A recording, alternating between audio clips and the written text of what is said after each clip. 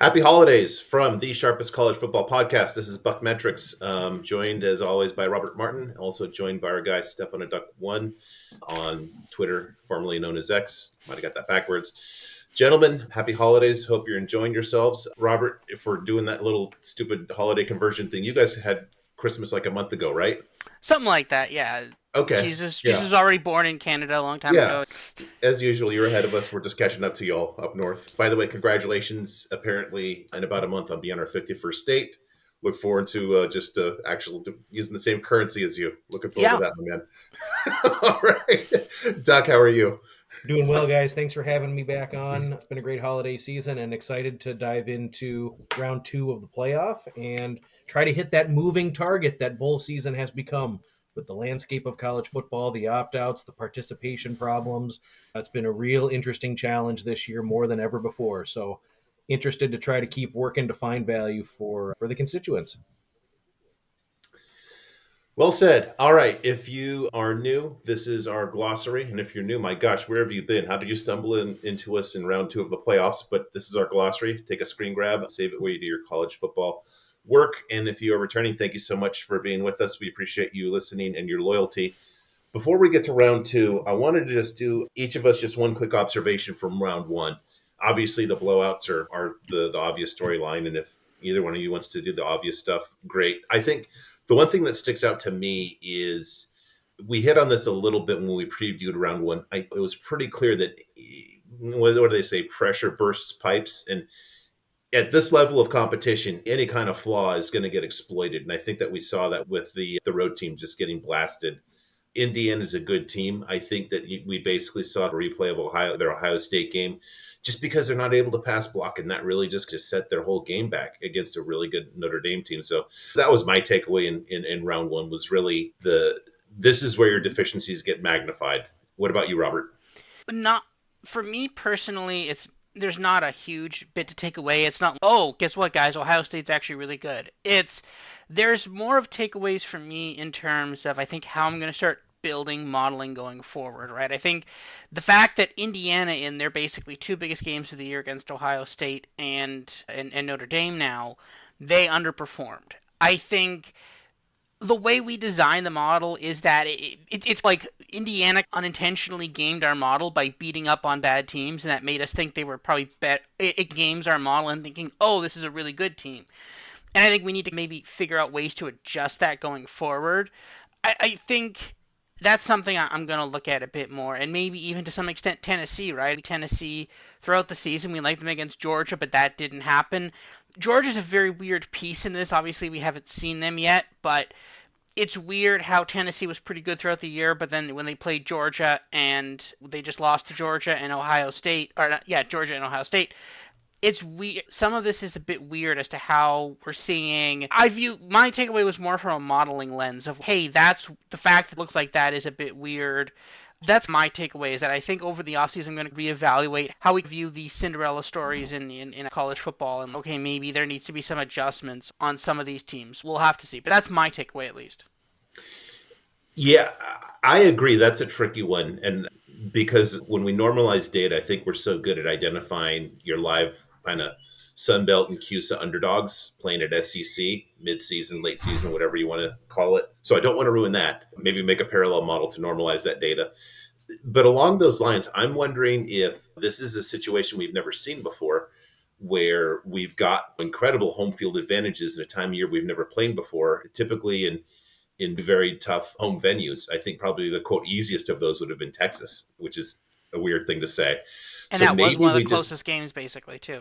and maybe we need to basically figure out, do we have a different kind of rubric of a home field advantage in this specific round? I don't know. You and I'll have plenty of time to figure that out between now and Father's Day when I Mm-hmm. kind of remodel. All right, Duck, your takeaway from round one.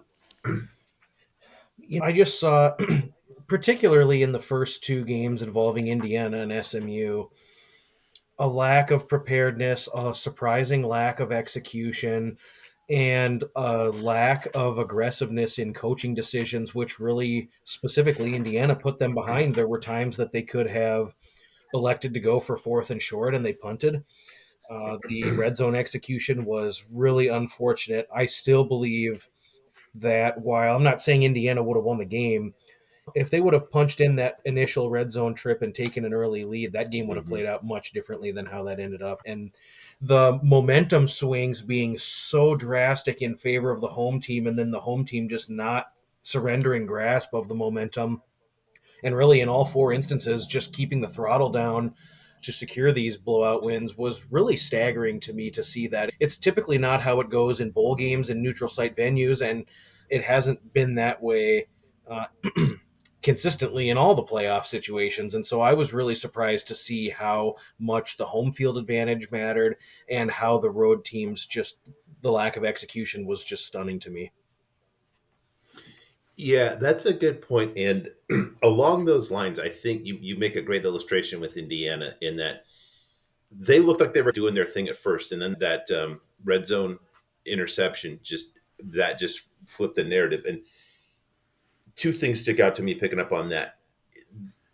Teams this good, it's crazy. And even on the winning teams too, if you just composite of all 8 teams, high interception percentage for games that are elite level. And I think one thing that really, maybe this is almost a witch's brew of, like we said, this is a circumstance we've not seen before. You've got very good home teams in tough home venues at a time of year we haven't seen before. And if you look back to the home teams, Penn State, Notre Dame, Texas, and Ohio State, I think those teams lived in my top 5 of defensive ratings too.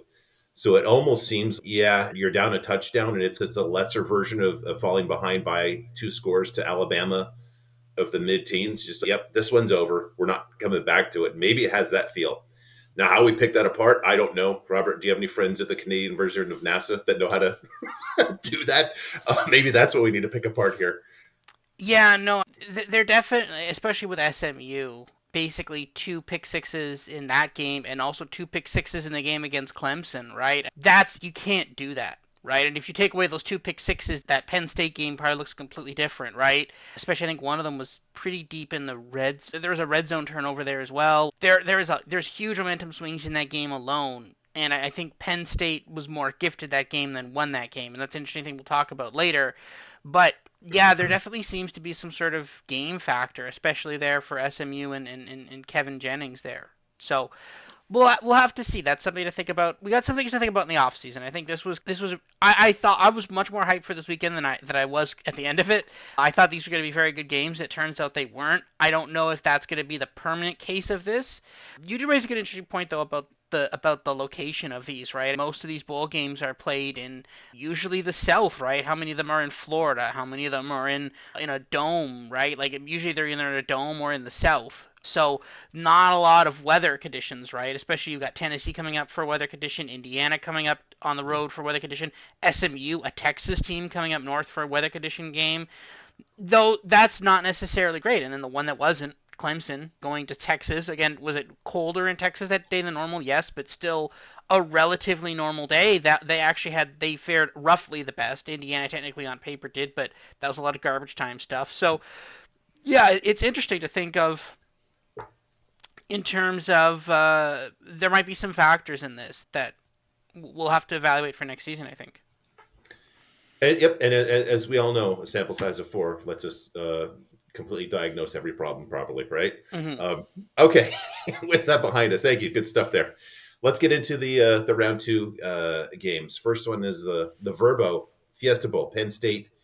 And these lines could be a little stale. I did these a few days ago. Penn State versus Boise State. Don't have a play here. If you're not new or I'm to the pod where I'm going with this, my whole discussion with Boise begins not with Ashton Jeanty, but with this defense. This defense is fraudulent, kids. This is a below average defense in all of FBS, not for big boy football, but for all of like little boy football too. We're throwing basically, they're the population, they're averaging the population that includes teams like Kennesaw State now. So a little bit of context for that number. I've got a mismatch here at quarterback in terms of quarterback play. Obviously, Boise State with Ginty is a really good running offense here. More explosive passing offense here is Penn State's, which is interesting since that's not really what they're known for on offense. But Andy Koldenicki has changed the narrative for them on offense. Absolutely elite run defense and pass defense here for Penn State. 9.7 is just about as good as it gets outside of Austin, Texas. I've got a really well balanced Penn State team here. I've got a Boise team here that's not just one sided in terms of offense, but really it's no secret that whole offense is Ashton Jeanty. And I think if I've got Tom Allen with a week and a half to prepare to how to stop that against who I think is the real coach of this Boise team, which is Dirk Cutter, not Spencer Danielson. I like that. My model's got this basically right on the number here. Robert's actually got a little closer somehow. I think probably a little bit of recency in that tough going against SMU, a defense that's a lot better to my eye than Boise State. No play here. I think that basically Penn State, I don't see this as being too, I don't think they have a lot to worry about here by the time we get to the middle of the third quarter. What about you, Robert? Yeah, a couple of things here. I think my model does have some recency bias.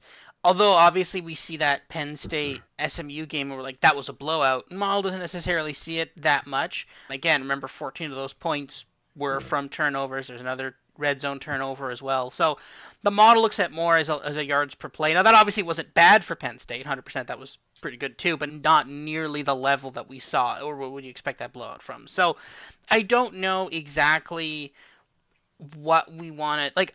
I don't know. I want to stay away from this one. This is the Friday night game. I'll probably watch this game. I think I wouldn't mind betting on Penn State to have a good offensive game. Maybe like Drew Aller or over on in terms of passing touchdowns or something like that. I think they won't have problems scoring against this Boise State offense. I just worry that like at a certain point, Penn State's defense was pretty much able to shut down SMU's defense offense. Now, was that helped significantly? Yes, that was very helpful. Penn State's offense, SMU's offense was very helpful in shutting down SMU's offense.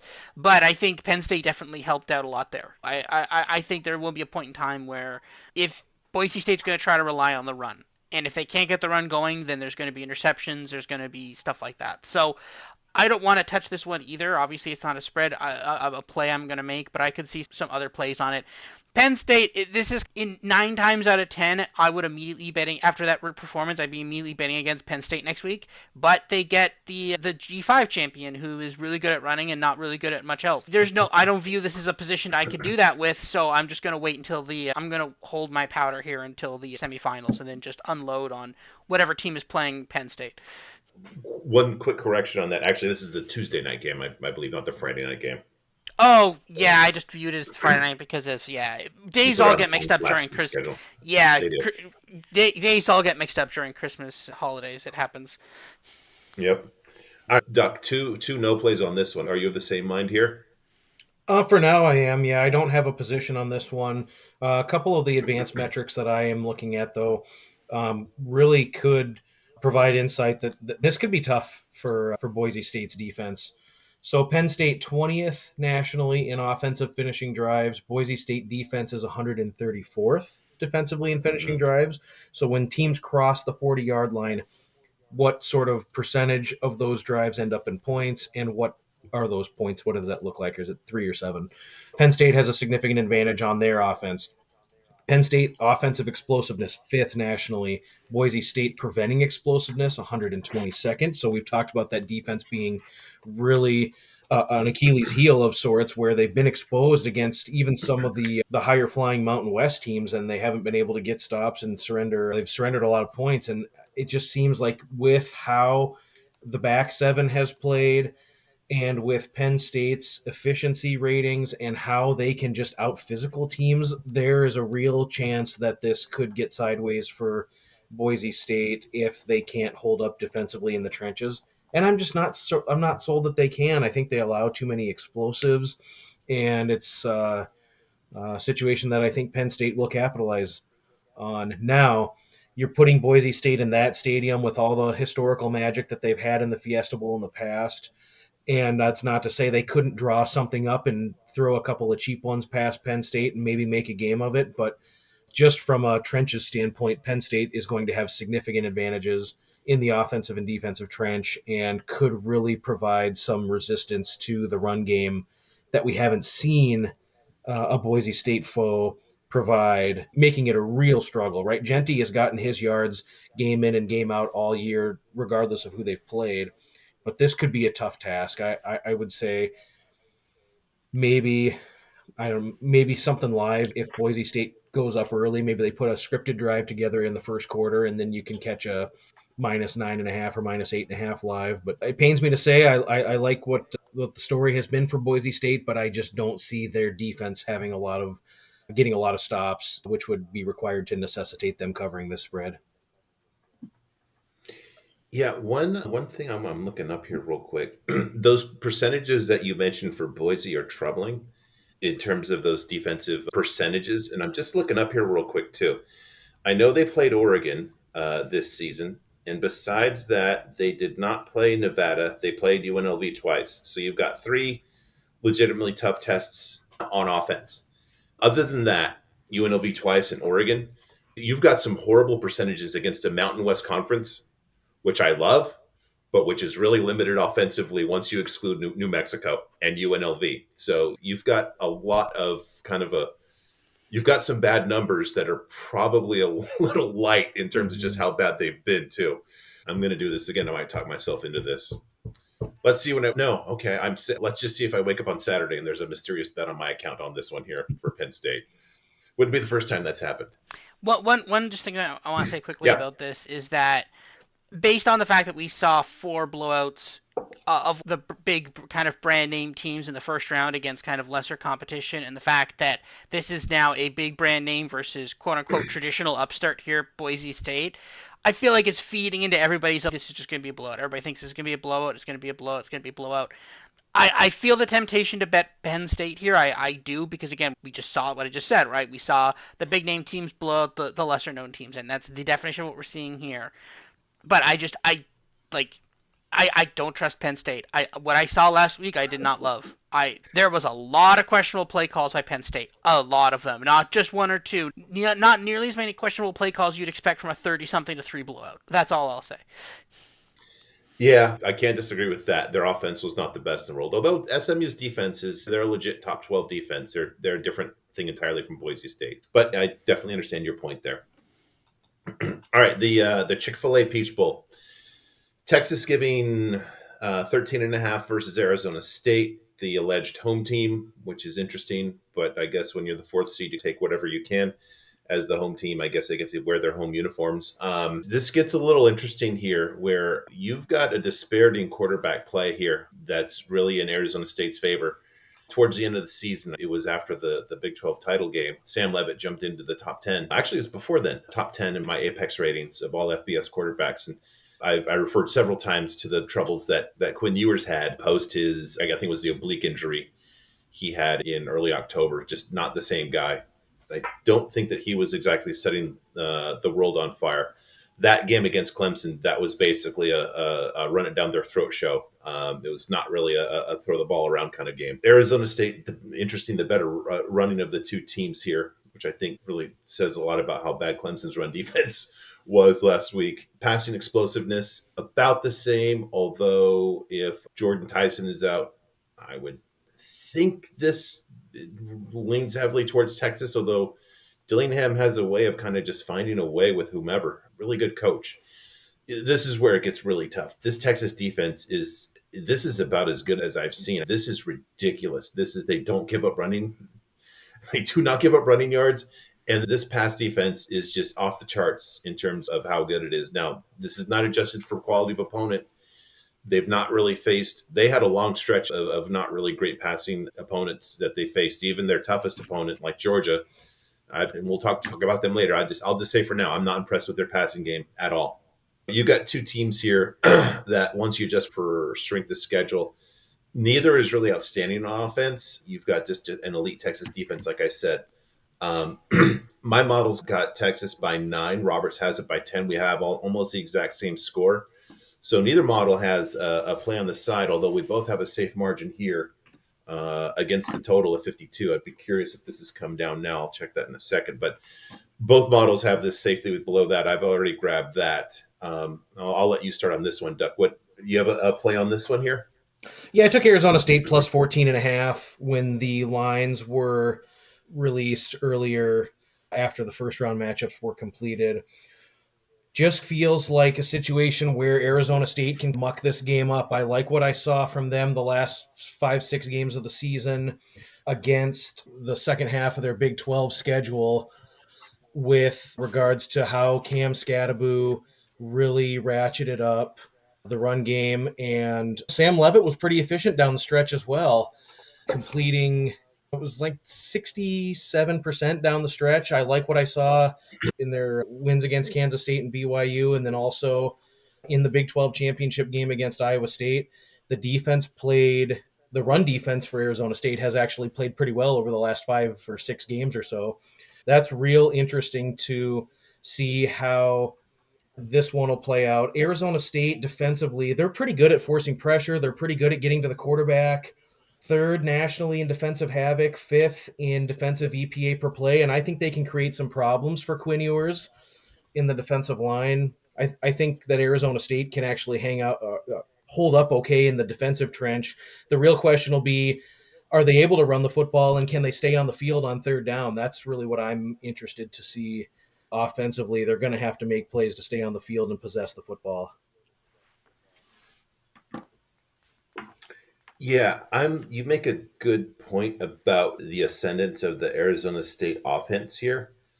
Now, I'm just looking here.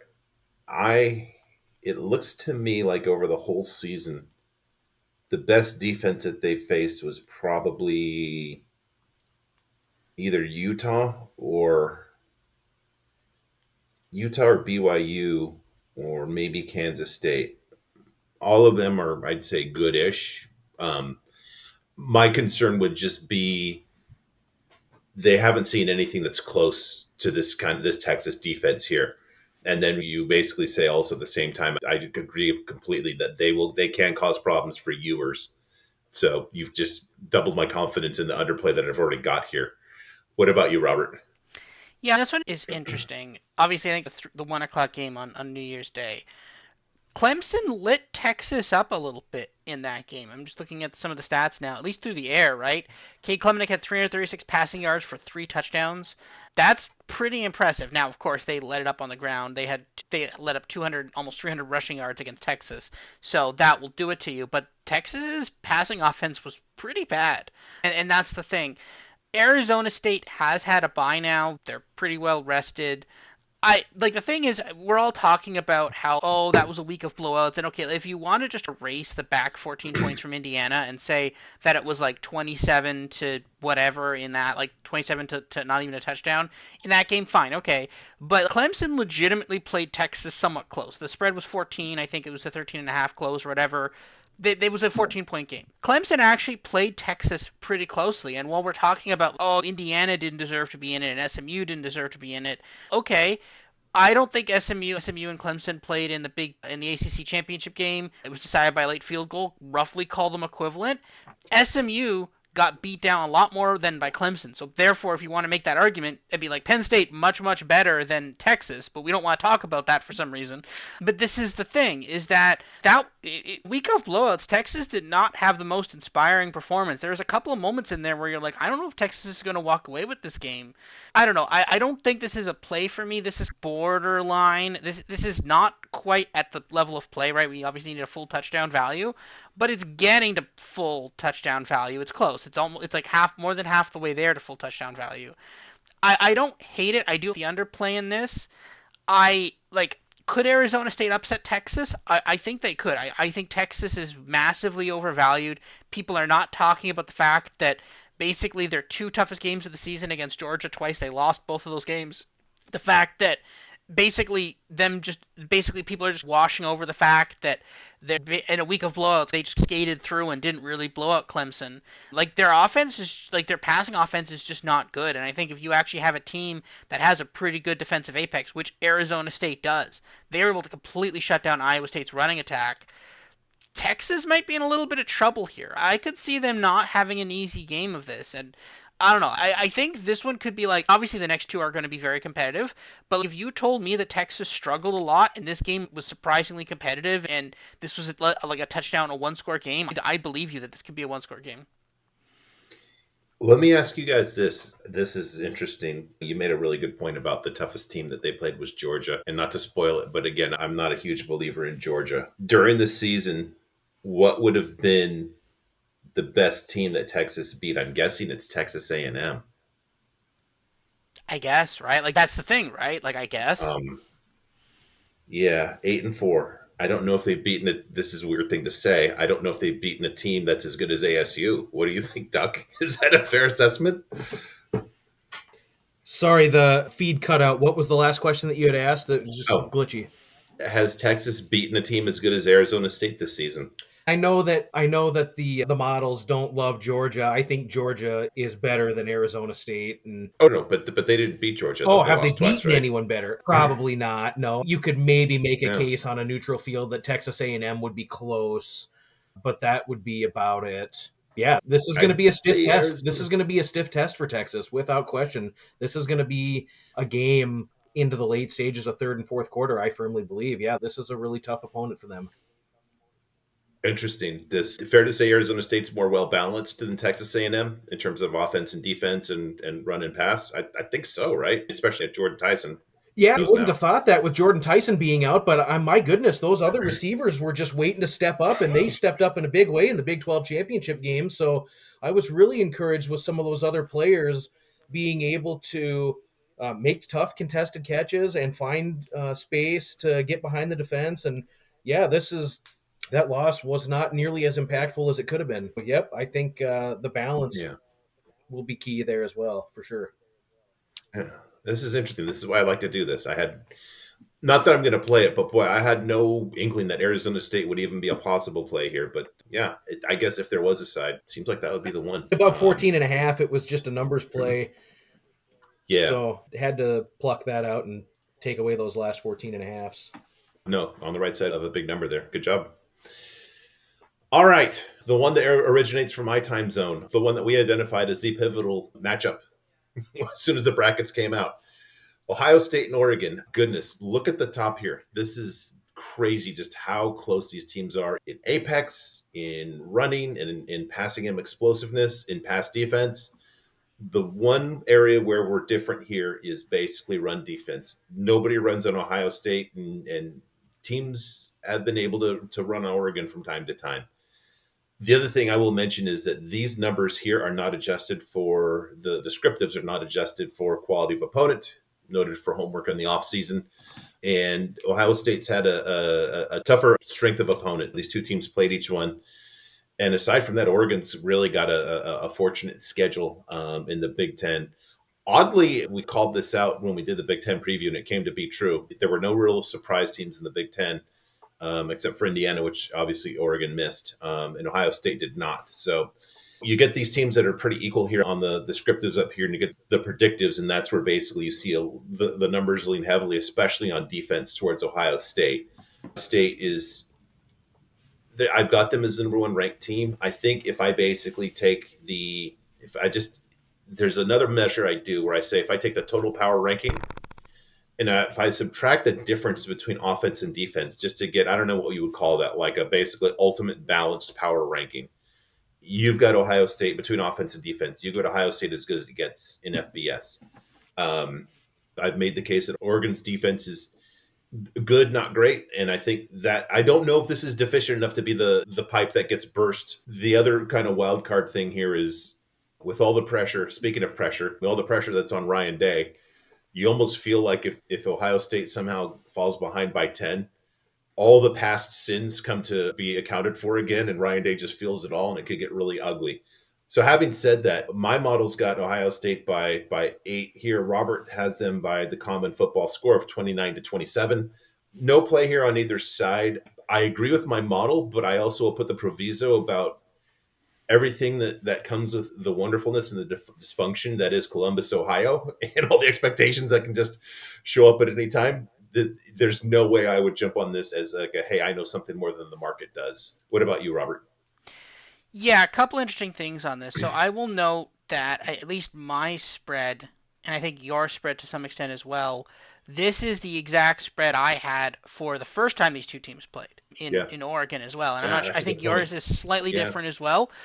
But again, very similar. I don't know. This is going to be a very close game. I think this is going to be a very good game. One thing I do worry a little bit about in yours and my model is this is maybe a little bit of a halo effect from that Tennessee game where they just absolutely blew them out. And I yep. worry that maybe we're just juicing Ohio State just a little bit. And then again, this is not really a play on either side. But again, if we're juicing Ohio State just a little bit, then this gets to a lot closer even. Again, either team can win this game 100%. If you told me Oregon won this game, I wouldn't be surprised. You told me Ohio State won this game, I wouldn't be surprised either, right? I think there's a really good chance either of these teams could win this game 100%, right? And I think that this is going to be an incredible game. I want to see this game. I can't wait for this game. And yeah, I hope Oregon wins. I think that's the extent of my play on this game is that I have an Oregon future and that's it. And yeah, I think we just sit here and watch this game play out. I will say that Ohio State looked really good on both offense and defense against Tennessee, completely shutting them down on both sides of the ball.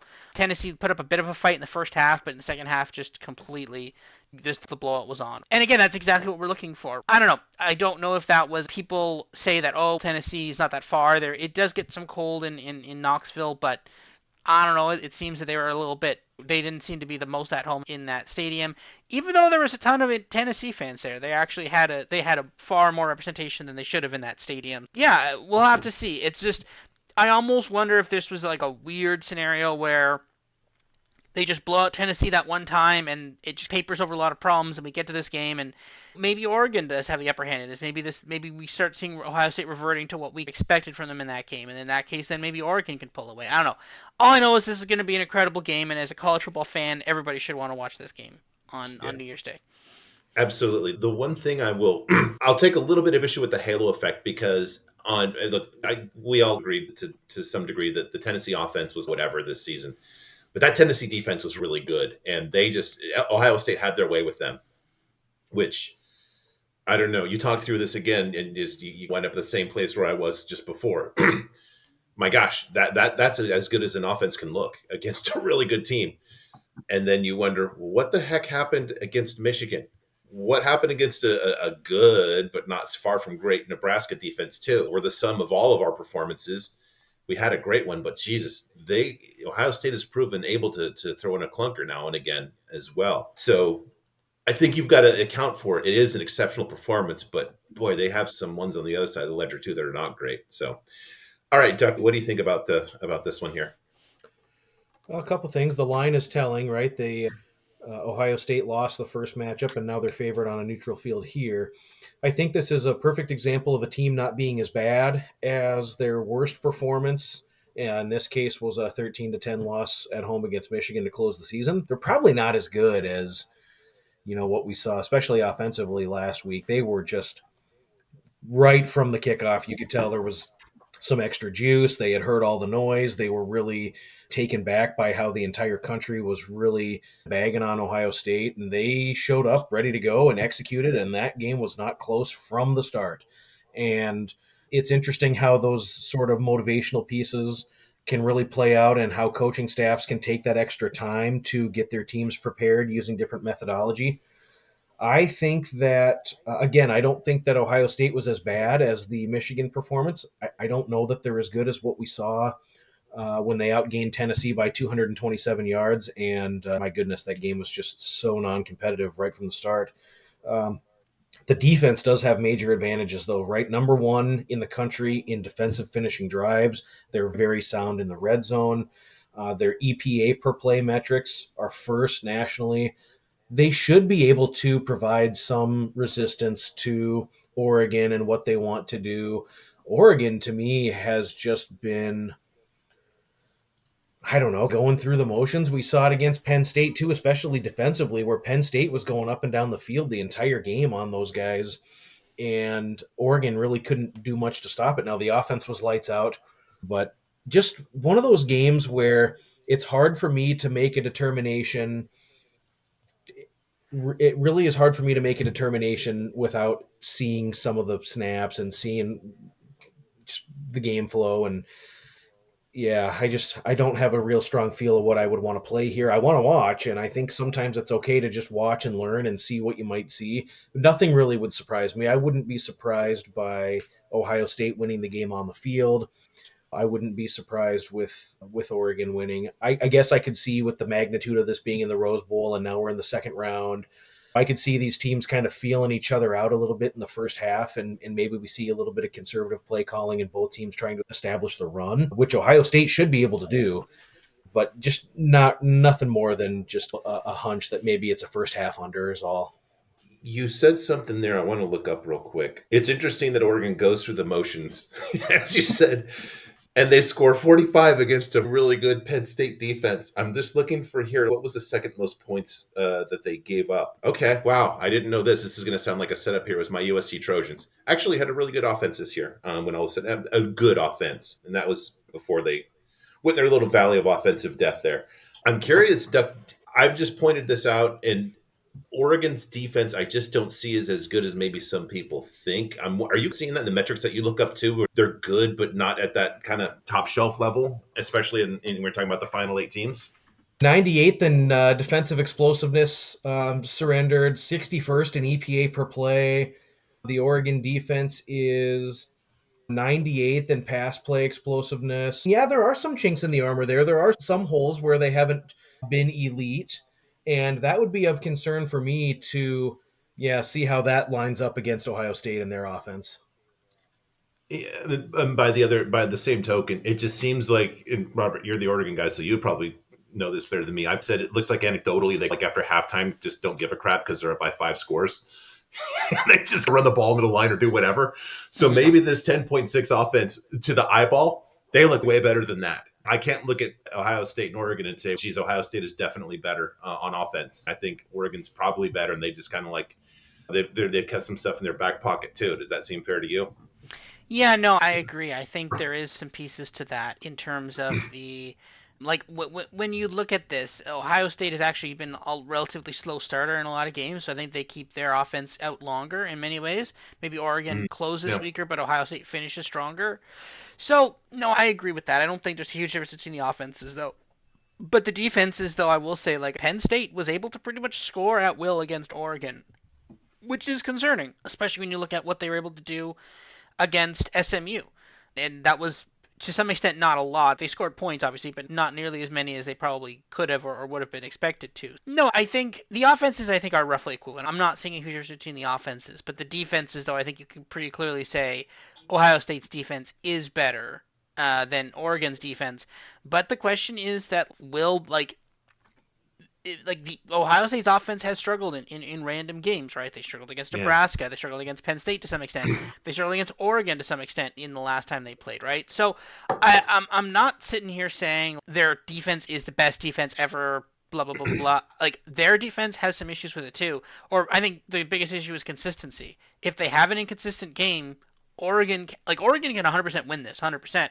But Mhm. if you could start getting to some scenarios where Oregon could win this kind of walking away if Ohio State's inconsistency, especially on defense returns. So we'll have to, or especially on offense returns, right? If you start putting all the weight on the defense and the defense cracks, like it's easy to play great defense when you're up 21 against Tennessee. But at the flip side, though, it's a lot harder to play great defense when you're down 7 and your offense has put up 3 points, and all of a sudden everything's relying on you to get a stop, right? So we'll have to see. I think if Oregon is able, if their defense is able to stop Ohio State's offense, then I think then this game looks a lot different. And thinking about this is such a great one to watch. And I almost think about that old joke they say about soccer is where people run around for 90 minutes and Germany wins. This might be just one of those great games where everybody tries really hard and at the end Ryan Day loses a really important game. It might be as simple as that. I think if you've got like just a better game day, so who's more just a savage, clever game day coach, I think that clearly goes to Oregon too. But this is the one. This is the one. And I actually turned down tickets for this one from a family member. So sadly, but can't take a whole day to go up to Pasadena. That is a commitment, especially with that Rose Bowl traffic. All right. And the last one. I've foreshadowed my inkling on this in talking earlier. I just don't believe in Georgia. And it's not just my heart, it's my numbers too. You've actually got, I mentioned that I was concerned about Riley Leonard, and you've got a passing game for Georgia that's even worse. Now, we do have Gunnar Stockton with all of like how many data points? Like 5? I think 5 passes, not 5 games. So who knows? But I've got a Notre Dame team that can run the ball, that can run the ball, that can run the ball really well. Not explosive. That's where Georgia exceeds here. Who knows how that lines up with the new quarterback? Who knows? What I do know is that I've got a distinct defensive advantage here on the Notre Dame side. I've got these guys, in any other year when we didn't have Texas as making light bend for numbers, this would be as good as it gets in terms of a pass defense here, 31 defensive apex.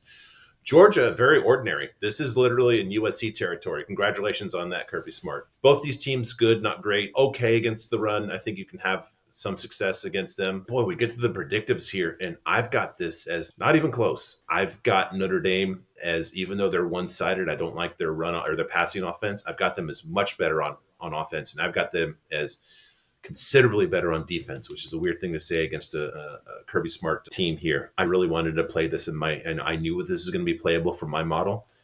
And then Robert, thank you kindly. Your model just says, nope, I like Georgia here. So I'm just gonna throw it to you and say, prove your model's point on why Georgia's going to win this. Yeah, so it's actually interesting because when I first saw this, I immediately was, what quarterback does my model have in this? Yep. And no, and the thing is that my model actually has Gunnar Stockton. I think that might actually be the problem here. That's why I think my model might actually have this as a play. Because remember, it's only a very small sample size of Gunnar Stockton, and that was him doing pretty well against Texas, right? There's a really good chance that if this was Carson Beck, this would actually be a Notre Dame play. Maybe because of small sample size, and my model actually thinks that Gunnar Stockton is better than Carson Beck, even though that's probably not true, and therefore it's giving Georgia a bit of a boost there. Honestly, my play in this is Notre Dame. I think Notre Dame wins this game. I honestly don't even think it might be particularly close. I think Notre Dame's got a great chance to win this game. We've not been particularly high on Georgia. I think if Notre Dame walked away with this game in a blowout, I would not be surprised at all. I think that I don't think Georgia or the SEC in totally is a great league this year. And if you told me that the SEC was knocked out after this, if Texas loses to Arizona State, like here's the thing: if Texas loses to Arizona State, just immediately unload on Notre Dame here. Just don't even think about it. And that's the thing. I think I'm playing Notre Dame here. Okay. So I have permission Yes. to go with my model then? I'm going with your model as well. Okay. Duck, are you like mind here? Are they just giving away money by making Georgia the favorite? No, they're not. And I played Georgia as a pick, and I think that Wow. this will be really tough for Notre Dame. There's a much different situation going and playing a neutral field game in the South against Georgia. We've seen multiple times where Clemson couldn't do it, Texas couldn't do it.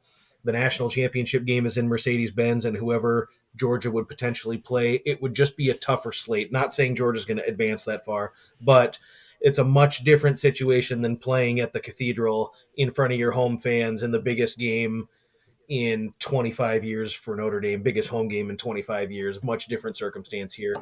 I just don't see a path with how Georgia in the defensive front. I think that they'll create a lot of problems for Notre Dame that Indiana was not able to. There was very little pressure that was put on Riley Leonard last week by Indiana, and that will not be the case. We saw Texas twice have to line up against this Georgia defense as a favorite both times and couldn't win either game. And I know that they were laissez-faire against UMass and Georgia Tech, but I think we're to the point in the season where those performances are past them.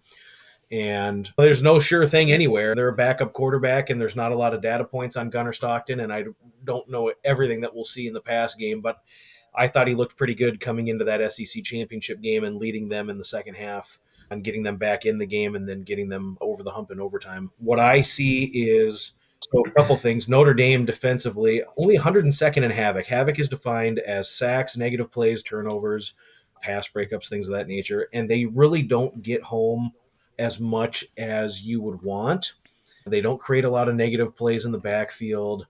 I forget their leading pass rusher, but he got hurt late in the Indiana game and is out for the season. I forget the name of the defensive lineman that is hurt, but they'll be without him. And my goodness, Georgia all season, from a rush defense standpoint and perspective, has just been as solid as you can get. I know they gave up some big plays against Georgia Tech, but I think this is going to be really tough for Notre Dame. I think there's a reason why.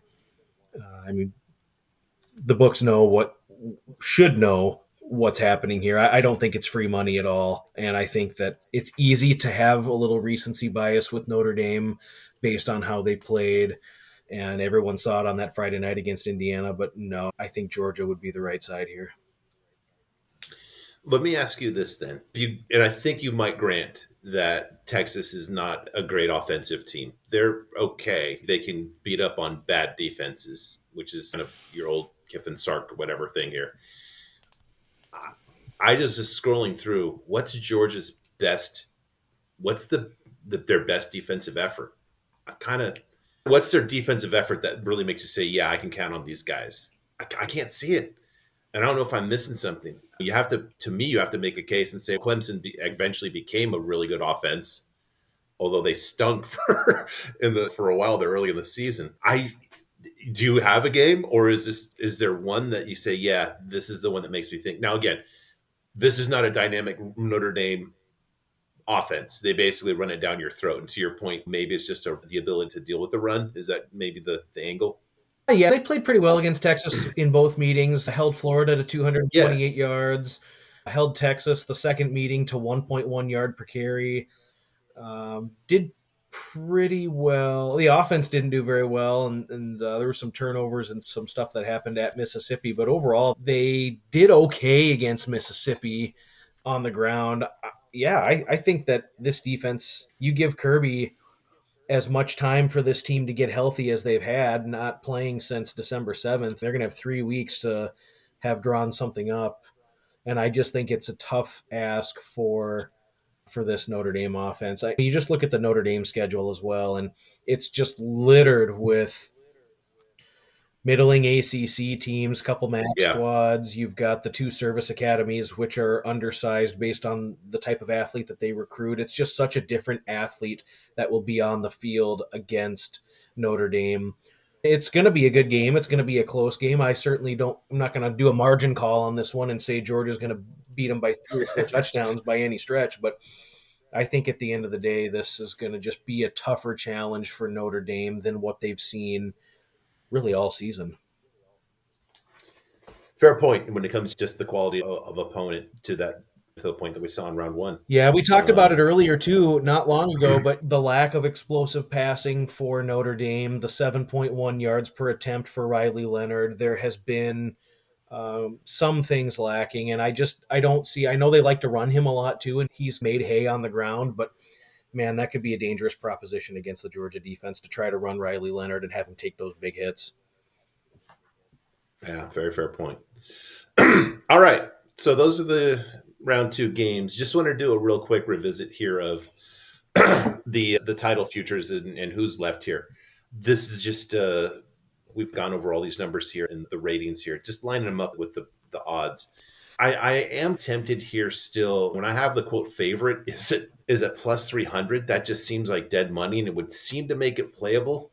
But I've got this hold here at 35%, which is just obscene.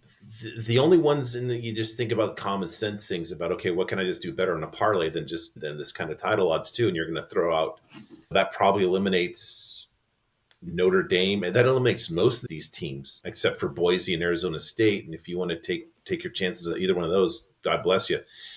I don't see any live plays here of this. I think it's a hold, and I think just you can do better on all the parlays here, except for these two super long shots. You think there's anything to play here, Robert? Yeah, I'm in agreement with you. I don't really see much value here, really, on anything. You definitely don't want to touch. Here's the thing. Let's say Arizona State does upset Texas. Is there value in that 60-1? Probably not, because then they have to go through Oregon and whatever's on the other side of the bracket, right? There's not and again, you'd look at, say, Ohio State or Oregon, and I'd say, oh, one of them, but they're playing right now, right? There's a 50-50 chance that's dead. But then, okay, so then you're 100% set for the next round then. Okay, so let's say you knew Ohio State or Oregon was going to win it all, right? You say, okay, if they get out of that game, then they're winning. Okay, let's say you put 100 on Ohio State and 100 on Oregon, right? Because you knew 100% either one of them was going to win. Then you're not gaining that much. You're only gaining, it's not that much value because you're bleeding cash the other way. So I don't love either of any of the plays here, really. I think that there might be some books are offering lines on to reach the semis, to reach the finals, right? And maybe there's some value on that, but I think Notre Dame should be able to get to the finals. Maybe they're probably the closest. I think Notre Dame could beat Georgia. I think Notre Dame could beat Penn State. Obviously, Steponaduck likes Georgia there better, but I don't see a ton of value in any of the plays here. Yeah, Doc, you seeing anything that Robert and I are missing? I mean, the long shots, yeah. I took a when it was 70-1. I took a just a tiny wager on Arizona State. I also played one of the exactas, like you had mentioned, Robert. Some of the props that you can play are for a team to reach the semis or for a team to reach the championship game. And so I parlayed Arizona State and Penn State to both reach the game. It was 59-1 to do it that way. Oh, God. And I think there's a path for both. I think there's obviously Penn State is Yep. double digit favorites this week, and they would likely be a favorite or a pick 'em in their next matchup with their next opponent in order to get to the championship game. And if Arizona State, the real value will start if Arizona State is able to win against Texas, because this is a team that would just be able to muck it up against Ohio State or Oregon and at least give themselves a chance. I'm not going to necessarily call for them to win the whole thing, but if they play Oregon, there's a chance. You look at Oregon and some of the teams that they played this year and how some of those physical opponents were able to really just muck it up and keep these games close. Wisconsin was able to do it. Certainly Ohio State did it. Boise State was able to do it against Oregon, and even Idaho was able to do it against Oregon by just running the ball, playing physical football, controlling the clock. There is a path, if it's Arizona State and Oregon, to Arizona State at least keeping the game close and having a conceivable chance to be in the conversation later on in that game. So, not necessarily something I'm going to call for. And my goodness, when you're spinning the roulette wheel, that's 35-1, and that's fun to do. 59-1 is twice as good as that. These are fun plays. It's not a standard full, not even close to a full unit on these plays. More of just a fun, entertaining play. Maybe I can hedge out later and squeeze out a little profit. But I did make those two plays. Okay, one other thing I just noticed as we're talking about that. You've got basically three teams here, Penn State, Georgia, and Notre Dame, that are about the same odds in the lower half of the bracket, if you will. If we just assume that Penn State has somewhat of a gimme here against Boise based on this number right here, the plus 5,500, does that mean that either Georgia or Notre Dame should be at least a field goal favorite-ish against Penn State? Does that sound right? Because basically you've got them at the same odds, and you've got Penn State with more of the free bingo square, if you will. That just doesn't seem right to me. I think I would probably have Penn State and Notre Dame even, and I'm just different from the market on Georgia. But are you guys seeing that basically Penn State would be a dog to either of those teams in the bottom of the back bracket? Yeah, I think that makes sense. I think maybe either of them being about a field goal favorite over Penn State makes sense. Um, Actually, I think at the top of the bracket, Texas is actually the favorite. So that would imply that Texas would be a narrow favorite over Ohio State and Oregon, and I don't think that's true at all. But they have to play each other, so you've got a lot more resistance built into these two numbers Oh, here, true. right? That's Yeah, I why I like guess. these. These guys are basically even. It's even.